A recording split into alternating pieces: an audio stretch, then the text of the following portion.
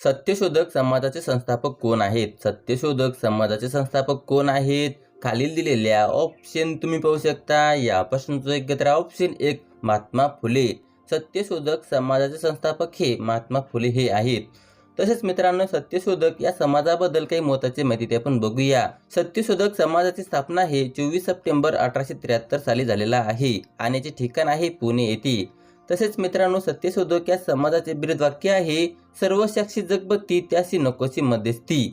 तसेच मित्रांनो, याचे उद्देश आहे शूद्राची स्थिती सुधारण्यासाठी व त्याचे धार्मिक व सामाजिक गुलामगिरी नष्ट करण्यासाठी सत्यशोधक या समाजाची स्थापना करण्यात आलेली आहे. पुढील प्रश्न आहे, यावर्षीच्या G20 बैठकीचे घोषवाक्य काय आहे? यावर्षीच्या G20 बैठकीचे घोषवाक्य काय आहे?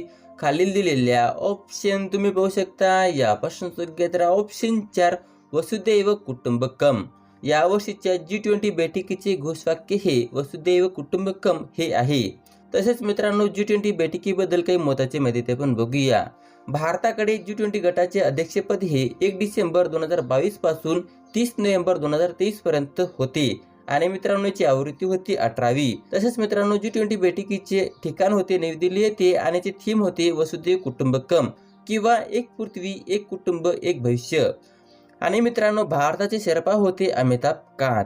भारताला G20 बैठकीचे अध्यक्षस्थान हे पहिल्यांदाच भेटले होते. पुढील प्रश्न आहे, भारतातील पहिली हॉकी महासंघटना कधी स्थापन झाली? भारतातील पहिली हॉकी महासंघटना कधी स्थापन झाली? खालील दिलेल्या ऑप्शन तुम्ही पाहू शकता. या प्रश्नाचं योग्य उत्तर ऑप्शन 1 1908 साली. भारतातील पहिली हॉकी महासंघटना हे 1908 साली स्थापन झाली. पुढील प्रश्न आहे, प्लासीच्या लढाईमध्ये ईस्ट इंडिया कंपनीचे नेतृत्व कोणी केले? प्लासीच्या लढाईमध्ये ईस्ट इंडिया कंपनीचे नेतृत्व कोणी केले? खाली दिलेल्या ऑप्शन तुम्ही पाहू शकता. या प्रश्नाचं योग्य उत्तर ऑप्शन 2 रॉबर्ट क्लाइव्ह. प्लासीच्या लढाईमध्ये ईस्ट इंडिया कंपनीचे नेतृत्व हे रॉबर्ट क्लाइव्ह यांनी केले. तसेच मित्रांनो, प्लासीची लढाई हे रॉबर्ट क्लाइव्ह विरुद्ध सूरजउद्दौला यांच्या दरम्यान 23 जून 1857 रोजी झालेला होता. पुढील प्रश्न आहे, दीपवंश व महावंश हे कोणत्या धर्माशी निगडीत आहे? दीपवंश व महावंश हे कोणत्या धर्माशी निगडीत आहे? खाली दिलेल्या ऑप्शन तुम्ही पाहू शकता. या प्रश्नाचं योग्य उत्तर ऑप्शन 3 श्रीलंकन बौद्ध धर्म. दीपवंश व महावंश हे श्रीलंकन बौद्ध धर्माशी निगडीत आहे. पुढील प्रश्न आहे, क्रिकेट वर्ल्ड कप 2023 मध्ये सर्वाधिक रन काढणारा खेळाडू कोण? क्रिकेट वर्ल्ड कप 2023 मध्ये सर्वाधिक रन काढणारा खेळाडू कोण? खालील दिलेल्या ऑप्शन तुम्ही पाहू शकता. या प्रश्नाचं योग्य उत्तर option 4 Virat Kohli. Cricket world cup 2023 मध्ये सर्वाधिक रन काढणारा खेळाडू हे विराट कोहली आहे. पुढील प्रश्न आहे, विनेगार हे कोणते जलीय द्रावण आहे? विनेगार हे कोणते जलीय द्रावण आहे? खालील दिलेल्या ऑप्शन तुम्ही पाहू शकता. या प्रश्नाचं योग्य उत्तर ऑप्शन 3 ॲसिटिक आम्ल. विनेगार हे ॲसिटिक आम्ल जलीय द्रावण आहे. तसेच मित्रांनो, लक्षात असू द्या, चिंच, आंबा, द्राक्षे यामध्ये टार्टरिक आम्ल असते. संत्रा आणि लिंबू यामध्ये सायट्रिक आम्ल असते. दहीमध्ये लॅक्टिक आम्ल असते. मुंगीमध्ये फॉर्मिक आम्ल असते. केळीमध्ये मॅलिक आम्ल असते. लोणीमध्ये ब्युटेरिक आम्ल असते आणि मित्रांनो, गहूमध्ये ग्लुमॅटिक आम्ल असते. पुढील प्रश्न आहे, अंजुम चोप्रा कोणत्या खेळाशी संबंधित आहे? अंजुम चोप्रा कोणत्या खेळाशी संबंधित आहे? खालील दिलेल्या ऑप्शन तुम्ही पाहू शकता. या प्रश्नाचं योग्य उत्तर ऑप्शन 1 क्रिकेट.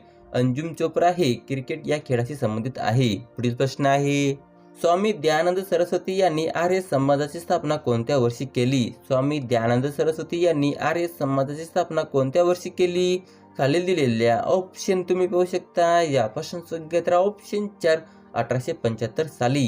स्वामी दयानंद सरस्वती यांनी आर्य समाजाची स्थापना हे 1875 साली केली.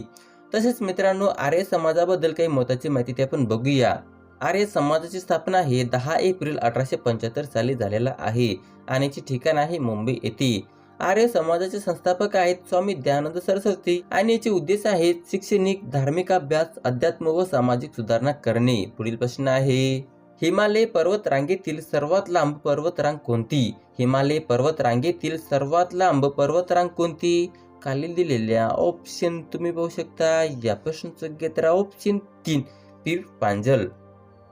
हिमालय पर्वतरांगेतील सर्वात लांब पर्वतरांग हे पीर पांजल आहे. पुढील प्रश्न आहे, त्रिपिटिका हे पवित्र ग्रंथ कोणत्या धर्माचे आहे? त्रिपिटिका हे पवित्र ग्रंथ कोणत्या धर्माचे आहे?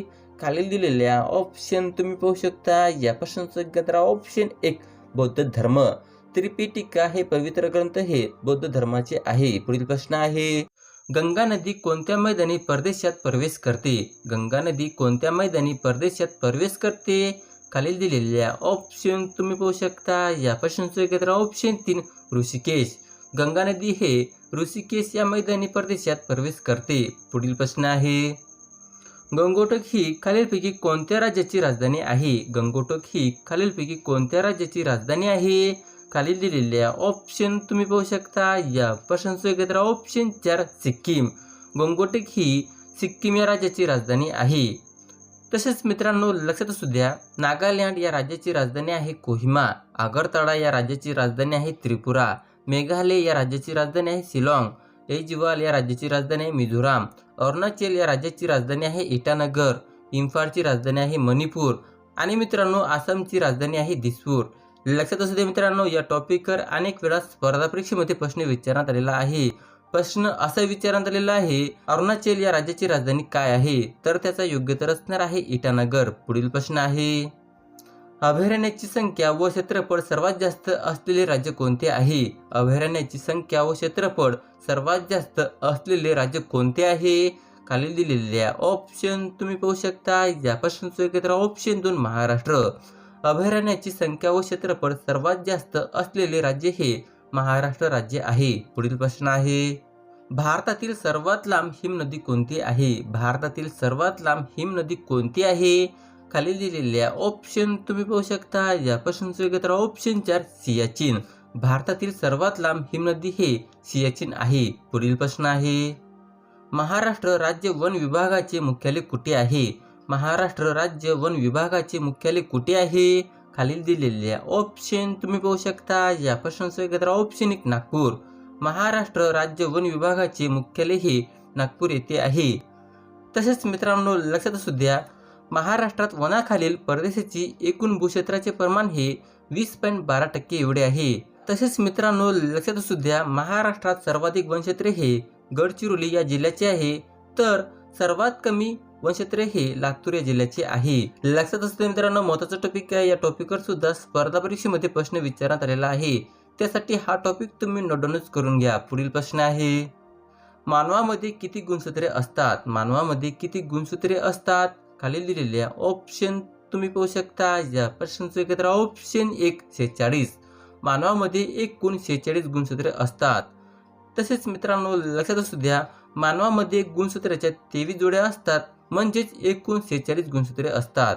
पुढील प्रश्न आहे, डिस्कव्हरी ऑफ इंडिया हा ग्रंथ कोणाचा आहे? डिस्कव्हरी ऑफ इंडिया हा ग्रंथ कोणाचा आहे?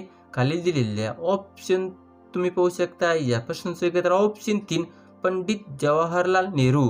डिस्कव्हरी ऑफ इंडिया हा ग्रंथ पंडित जवाहरलाल नेहरू यांचा आहे. पुढील प्रश्न आहे, नाथसागर हे धरण कोणत्या नदीवर बांधले आहे? नाथसागर हे धरण कोणत्या नदीवर बांधले आहे? खालील दिलेल्या ऑप्शन तुम्ही पाहू शकता. या प्रश्नाचं उत्तर ऑप्शन 4 गोदावरी. नाथसागर हे धरण गोदावरी नदीवर बांधले आहे. पुढील प्रश्न आहे, पण त्याआधी मित्रांनो जर तुम्हाला अशाच प्रकारचे व्हिडिओ पाहायचे असल्यास चॅनलला सबस्क्राईब करायला विसरू नका. पुढील प्रश्न आहे, खडकवासला हे धरण कोणत्या नदीवर आहे? खडकवासला हे धरण कोणत्या नदीवर आहे? खालील दिलेल्या ऑप्शन तुम्ही पाहू शकता. या प्रश्नाचं उत्तर ऑप्शन 2 मोठा नदी. खडकवासला हे धरण मोठा नदीवर आहे.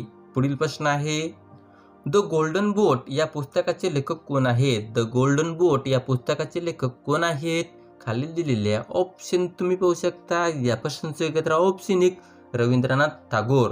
द गोल्डन बोट या पुस्तकाचे लेखक हे रवींद्रनाथ टागोर हे आहेत. पुढील प्रश्न आहे, स्वराज्य या पक्षाचे अध्यक्ष कोण आहेत? स्वराज्य या पक्षाचे अध्यक्ष कोण आहेत? खालील दिलेल्या ऑप्शन तुम्ही पाहू शकता. या प्रश्नाचं उत्तर ऑप्शन 1 चित्तरंजन दास. स्वराज्य या पक्षाचे अध्यक्ष हे चित्तरंजन दास हे आहेत. पुढील प्रश्न आहे, NaHCO3 हे कशाचे सूत्र आहे? NaHCO3 हे कशाचे सूत्र आहे? खालील दिलेल्या ऑप्शन तुम्ही पाहू शकता. या प्रश्नाचं उत्तर ऑप्शन 2 खाण्याचा सोडा. NaHCO3 हे खाण्याच्या सोड्याचे सूत्र आहे. पुढील प्रश्न आहे, भारताच्या 2011च्या जनगणनेनुसार महाराष्ट्रातील खालीलपैकी कोणत्या जिल्ह्याची लोकसंख्या सर्वाधिक आहे? खालील दिलेल्या ऑप्शन तुम्ही पाहू शकता. या प्रश्नाचे उत्तर ऑप्शन 3 ठाणे. भारताच्या 2011च्या जनगणनेनुसार महाराष्ट्रातील ठाणे या जिल्ह्याची लोकसंख्या ही सर्वाधिक आहे. तसेच मित्रांनो, 2011च्या जनगणनेनुसार महाराष्ट्रातील सर्वाधिक लोकसंख्येचे जिल्हे कोणकोणते ते पण लक्षात असू द्या. 1 ठाणे 1.10 कोटी एवढी लोकसंख्या आहे. 2 पुणे 94.29 लाख एवढी लोकसंख्या आहे. 3 मुंबई उपनगर 93.56 एवढे लोकसंख्या आहे. तसेच मित्रांनो, 2011च्या जनगणनेनुसार महाराष्ट्रातील सर्वात कमी लोकसंख्येचे जिल्हे कोणकोणते ते पण लक्षात असू द्या. 1 सिंधुदुर्ग 8.49 लाख एवढी लोकसंख्या आहे. 2 गडचिरोली 10.5 लाख एवढी लोकसंख्या आहे. 3 हिंगोली 11.77 लाख एवढी लोकसंख्या आहे. पुढील प्रश्न आहे, मूलभूत कर्तव्य भारतीय राज्यघटनेमध्ये कधी समावेश करण्यात आली? मूलभूत कर्तव्ये भारतीय राज्यघटनेमध्ये कधी समावेश करण्यात आली? खालील दिलेल्या ऑप्शन तुम्ही पाहू शकता. या प्रश्नाचं उत्तर ऑप्शन 2 42वी घटना दुरुस्ती 1946 नुसार. मूलभूत कर्तव्ये हे भारतीय राज्यघटनेमध्ये 42वी घटना दुरुस्ती 1976 नुसार समावेश करण्यात आले. पुढील प्रश्न आहे, सुधारक हे वृत्तपत्र कोणी सुरू केले? सुधारक हे वृत्तपत्र कोणी सुरू केले? खालील दिलेल्या ऑप्शन तुम्ही पाहू शकता. या प्रश्नाचं उत्तर ऑप्शन 2 गोपाळ गणेश आगरकर. सुधारक हे वृत्तपत्र गोपाळ गणेश आगरकर यांनी सुरू केले. पुढील प्रश्न आहे, डोळ्यांसाठी कोणते जीवनसत्व महत्वाचे आहे? डोळ्यांसाठी कोणते जीवनसत्व महत्वाचे आहे? खालील दिलेल्या ऑप्शन तुम्ही पाहू शकता. या प्रश्नाचं उत्तर ऑप्शन 1 अ जीवनसत्व. डोळ्यांसाठी अ जीवनसत्व महत्वाचे आहे. पुढील प्रश्न आहे, उज्ज्वला योजना कोणत्या राज्यात सुरू झाली? उज्ज्वला योजना कोणत्या राज्यात सुरू झाली? खालील दिलेल्या ऑप्शन तुम्ही पाहू शकता. या प्रश्नाचं उत्तर ऑप्शन 1 उत्तर प्रदेश.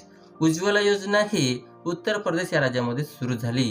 पुढील प्रश्न आहे, पण त्याआधी मित्रांनो, जर तुम्हाला अशाच प्रकारचे व्हिडिओ पाहायचे असतात चॅनलला सबस्क्राईब करायला विसरू नका. पुढील प्रश्न आहे, महाराष्ट्र राज्यातील एकूण जिल्ह्याची संख्या किती आहे? महाराष्ट्र राज्यातील एकूण जिल्ह्याची संख्या किती आहे? खालील दिलेल्या ऑप्शन तुम्ही पाहू शकता. या प्रश्नाचं उत्तर ऑप्शन 3 36. महाराष्ट्र राज्यातील एकूण जिल्ह्याची संख्या हे 36 आहे. तसेच मित्रांनो, लक्षात असू द्या, महाराष्ट्र राज्याबद्दल काही महत्त्वाची माहिती ते आपण बघूया. महाराष्ट्र या राज्याची स्थापना हे 1 मे 1960 साली झालेला आहे आणि जिल्हे आहे 36. तसेच मित्रांनो, महाराष्ट्रातील एकूण तालुके आहेत 355 आणि ग्रामपंचायती आहे 27,832 आणि पंचायत समिती आहेत 351. आणि मित्रांनो, महाराष्ट्रात एकूण जिल्हा परिषद आहे 34. राष्ट्रपती खालीलपैकी कोणत्या व्यक्तीला शपथ देतात? राष्ट्रपती खालीलपैकी कोणत्या व्यक्तीला शपथ देतात?